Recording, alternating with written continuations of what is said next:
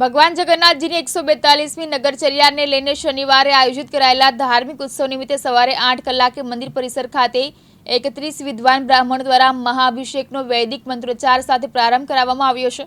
આ પ્રસંગે મહાઅભિષેકના યજમાન પદે ભગવાન જગન્નાથજીના મામેરાનો લહાવો પ્રાપ્ત કરનાર અતુલભાઈ નાયક, પાટણ નગરપાલિકાના પૂર્વ કોર્પોરેટર હરેશભાઈ દેસાઈ, શિવ ટ્રાન્સપોર્ટના માલિક ઘનશ્યામભાઈ પટેલ, પૂર્વ કોર્પોરેટર સતીશભાઈ ઠક્કર અને પાટણના જાણીતા શેર બ્રોકર કમલેશભાઈ મોદી પરિવારે લાહો લીધો હતો અને ભક્તિ સંગીતના સુરો વચ્ચે દરેક યજમાનના વરદહસ્તે ભૂદેવોના મંત્રોચ્ચાર સાથે ભગવાનનો મહાઅભિષેક કરાયો હતો।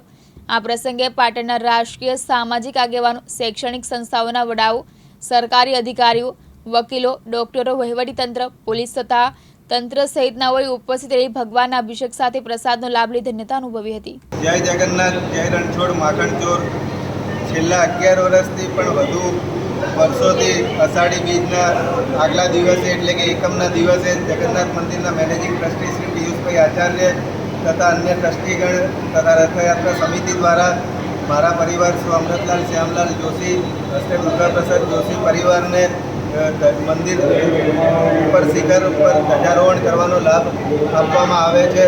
હું જ્યારે પણ દ્વારકા જતો ત્યારે વિચારતો કે દ્વારકાધીશના શિખર ઉપર ધજા ચડાવીશ, પણ એની આગલી સાલ જ પિયુષભાઈ આચાર્ય દ્વારા આજીવન માટે અમને મંદિરમાં અષાઢી એકમના દિવસે ધજારોહણનો લાભ આપ્યો છે, જે શ્રી કૃષ્ણ ભગવાનનો અવતાર જ છે જગન્નાથજી। તો અમે જગન્નાથ ભગવાનના ખૂબ ખૂબ આભારી છીએ કે તે અમને આ સેવાનો લાભ કરવા માટે દર વર્ષ આપે છે।